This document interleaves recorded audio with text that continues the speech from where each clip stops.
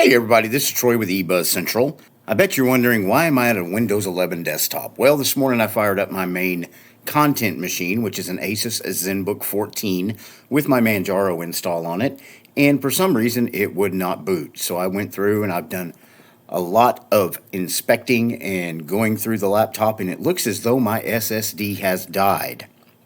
I planned on doing this video anyway, so I'm going to have to do it from the Windows machine. What I'm doing today is something very different. I have used Manjaro KDE for the last 4 years.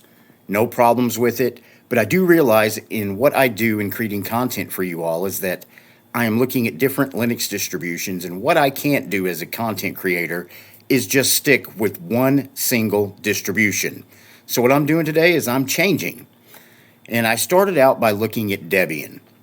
The problem with Debian is I have another Asus ZenBook 14 that I have Windows installed on for my comparative videos, and it won't recognize my keyboard or the backlight for the keyboard. So Debian is out.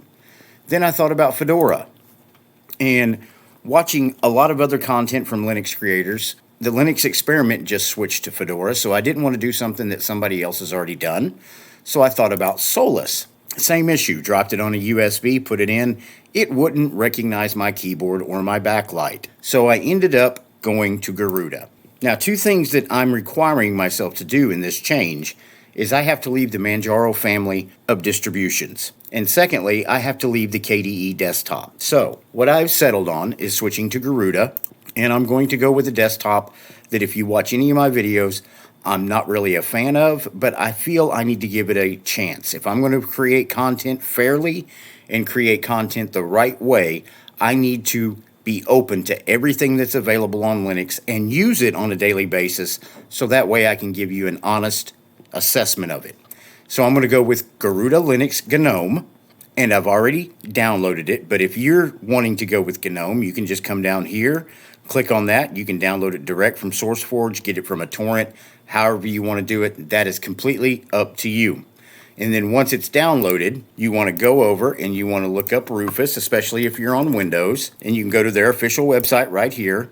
I downloaded the Rufus tool. It's right here. Just click on it. And when you go over and you open it up right here, go to Downloads, open up Rufus.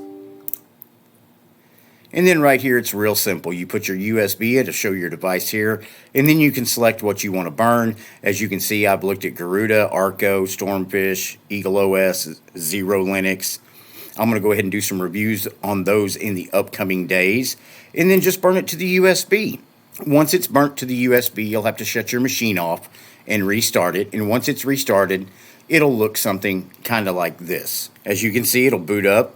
It'll say, welcome to Garuda. You can boot it with open source drivers or proprietary drivers, because I do have an NVIDIA card in this laptop. Of course, I will boot with the proprietary drivers. So I'm going to go ahead and hit enter, switch it to full screen. And once it's done booting, this is the screen you're going to be met with.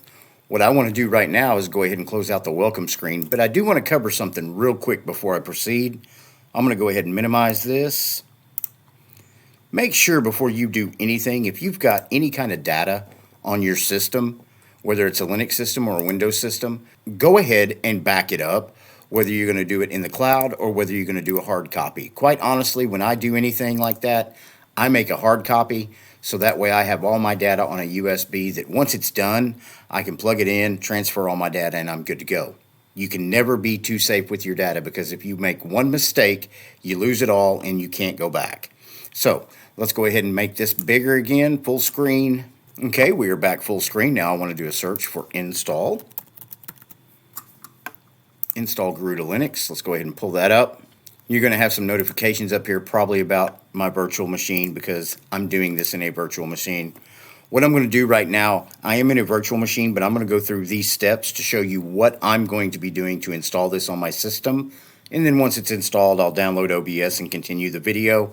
But first things first, American English, go down here and pick whatever language you got, okay? I'm going to click Next. And your time zone, pick your time zone. And then keyboard, and then your partitions. What I'm going to do is I'm going to erase the disk totally. And because it is a laptop, I'm going to go ahead and do swap with Hibernate. And then click Next. And then set up users. So we will go ahead and put eBuzz Central, and then come down here and pick your super safe password. You have that, and then it'll give you a summary. Once you click next, it'll let you know the changes that are going to be taking effect, and from this point forward it will install on your system. So what I'm going to do real quick is go ahead and install the system, download OBS, and then I will continue the video. Okay, we've installed Garuda Linux, and this is the screen we're at. Now I just want to go over a couple things with you all. The first time it boots up, it asks you at the very beginning, do you want to update your system? You click yes, and it goes through and updates everything. You don't have to go anywhere. That's one thing I do like over Manjaro, because once you install Manjaro, you actually have to go over to PayMac or go to the terminal and initiate the updates. This asks you right off the bat, do you want to install the updates? And then it asks you, do you want to install your favorite software? And you can go through and pick a selection of the software that you want to install it. I went ahead and just installed OBS because I want to do all the other installations on the screen so I can show you how easy it is. I did have to go through and make some adjustments for OBS on my mic, but I think I have them worked out. I think I'm going to do a little more tweaking to it, but right now for this video, I do believe that it's going to make things a lot easier to go with the settings that I have. Now right off the bat, you've got a Garuda Assistant. When you open it up, you got to put your password in. You come over here, it gives you the option to do your system update, refresh your mirrors, refresh key rings, remove orphan files, clear package cache, edit repositories, BTRFS and Snapper functionality if you want to make a backup copy of your system, which I'm going to do here shortly after I get done recording this video. Then your system components. You are running Pipewire out of the box, and I will say this, it was easier, it seemed, to get Pipewire set up to record my voice the right way as it was with Pulse Audio on Manjaro. I had to jump through a lot of hoops. I had to change the default .pa file just so I could get a decent quality on my microphone. And then you've got settings, system specs, and then other diagnostics. I'm going to go ahead and close out of that. And then you've got your settings manager, gamer. But right now I'm going to start adding some software. So I'm going to go to add and remove software. Now, out of the box, another thing I do like is if you go down here to preferences, it already has the AUR enabled and checking for updates and check for development packages. You don't have to go over here and actually set it like you do in Manjaro, so that is definitely a plus.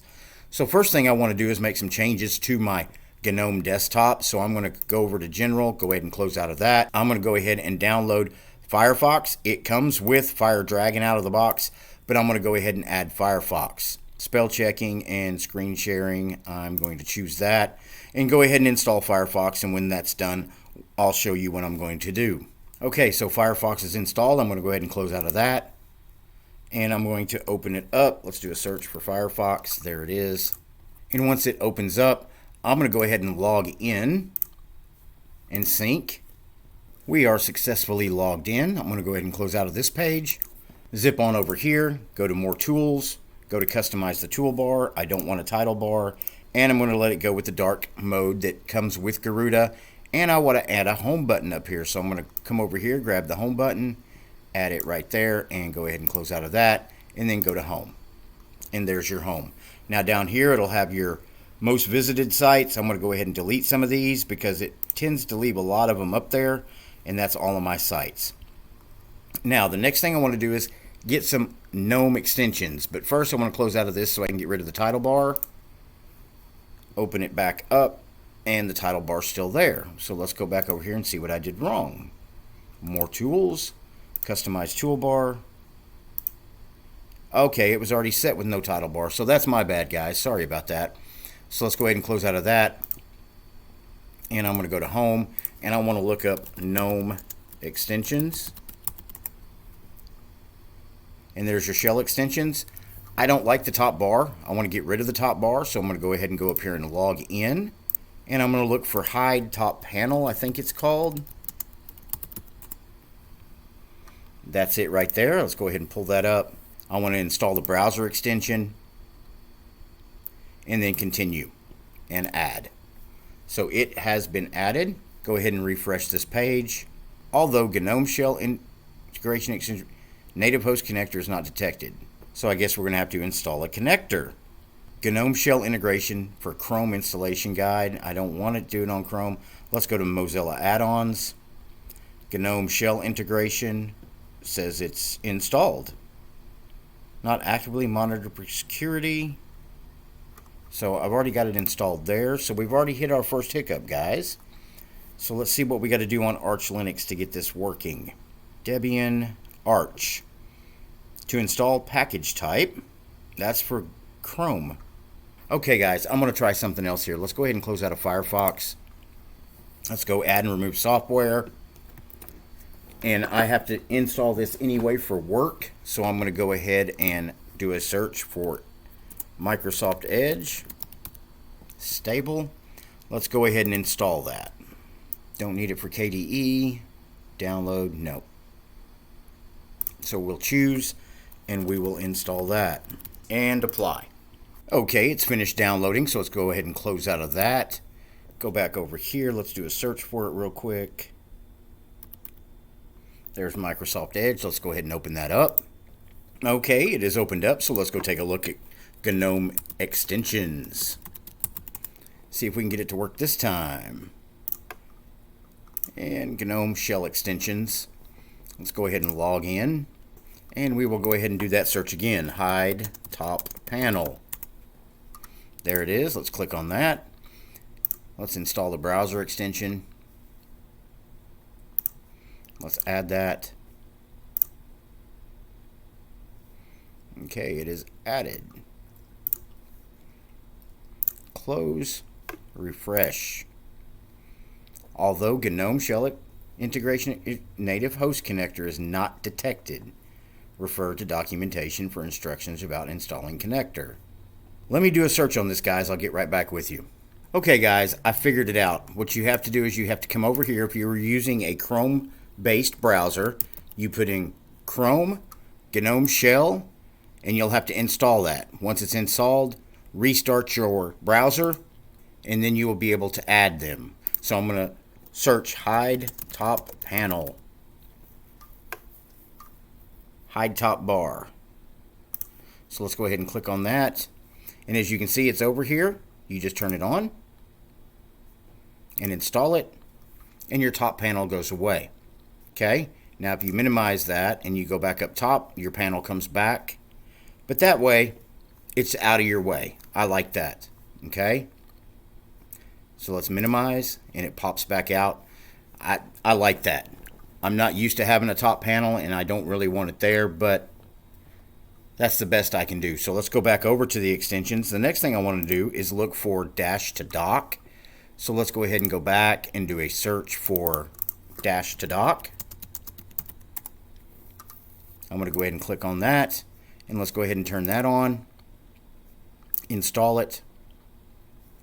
And then if I minimize this, my dock will stay here. I like that. That's the way I want it. Okay, so we got that out of the way. Let's go ahead and open that back up. Let's close out of it. And then, of course, your welcome screen's still up. You've got your add and remove software. So we're going to start adding some more software. First, I want to post some things to my dock right here. So I'm going to go up and let's go ahead and put that to the dock. And then, of course, Firefox. There's Firefox. Let's go ahead and find it. Minimize, right click, add to favorites. So if I close out of the welcome screen, I have them all down here. And then, of course, I can adjust them to where I want them. So I'm going to put those there, move my file manager over, and we're good to go. Let's go ahead and move Edge over. Now, let's add some more software to this puppy.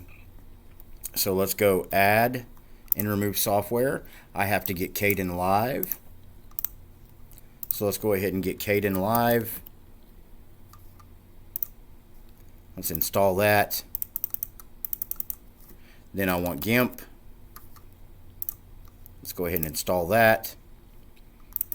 Then I want GNOME boxes. Let's install that. Then, of course, if I do have issues, I want VirtualBox as a backup. Let's install that. So let's go ahead and apply those.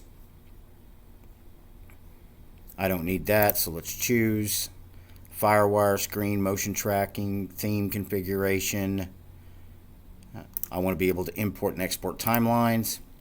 And then VirtualBox, Ethernet support, guest add-ons, VNC server support, and development kit, why not? Then I have to authenticate. And it'll start installing those packages. Now what we want to do right here is we want to go virtual host DKMS 6. We want to go with Arch. Choose. And it'll tell you everything that it's going to install. So let's go ahead and apply that. And that's 395 megabytes. I will be back with you shortly. Okay, it's finishing up with the download and it's getting ready to install. Okay, it has finished installing those. So what I'm going to do is go ahead and go up here. Let's search for GNOME boxes. There's boxes. Let's go ahead and add it to favorites. Let's do a search for GIMP. Let's go ahead and add it. And then Kdenlive. Now let's go ahead and adjust these down here. Let's move Kdenlive over. Move GIMP over. I'm going to go ahead and move OBS over by Kdenlive. GNOME boxes. Now let's find VirtualBox. Let's go ahead and add it to favorites and put it over by GNOME boxes. Next thing I want to do is go ahead and download the Microsoft fonts because I'm getting ready to download LibreOffice. So let's go back over to add and remove software, and we're going to do a search for MS or TTF MS fonts. There are those. Let's select them, and then TTF Windows. And there, when I put Windows fonts, TTF Windows, let's go ahead and click on that and click apply. And it should synchronize the databases and then build. A lot of people ask me, why in the world are you installing Microsoft fonts on your system? Because I do a lot of documents back and forth. And with LibreOffice, I can adjust the fonts, and then that way, when I'm communicating people that are using Microsoft Office or Office 365, my documents come through and they come through true. So it's building right now. When it gets done, I'll get back with you. Okay, it is done. So now we're going to go ahead and look for LibreOffice. And we want to look for all. And there's the official repository. Let's go ahead and click download and apply. I don't need a thesaurus, calc solver. That I might need when I'm doing Excel type work. And I'll go ahead and choose and let it install. And it is done installing. So I'm going to go ahead and close out of this. Let's go ahead and open this up and look for LibreOffice. I want to go ahead and right click, add that to favorites, bring it down here, and let's rotate it over here. And the next thing I want to do is go ahead and let's open it up. And let's go ahead and open up Writer document. Okay, the icons seem to be showing real good. I'm going to make a few adjustments here. And if you're using LibreOffice and you have to communicate with different people that are using Microsoft products, I'm going to show you some neat things you can do here. Let's go to Options. And what you'll want to do is go to General. Now View, if you want to change your icons up here, you can adjust that from right here. I'm going to leave those alone because I like where they're at. And then we go to General, under Load and Save, General, ODF format versions, and then document type. Right here it says text document. I want it to save as an Office doc, so I'm going to go down here to .docx and apply that. That way when I'm working with documents and I'm emailing them back and forth, whoever on the other end is using Microsoft products can actually understand what my documents say because they come through formatted correctly.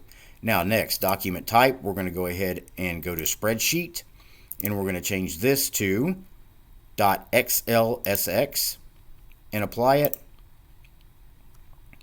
And then on presentation, we'll come down here, .pptx and apply it.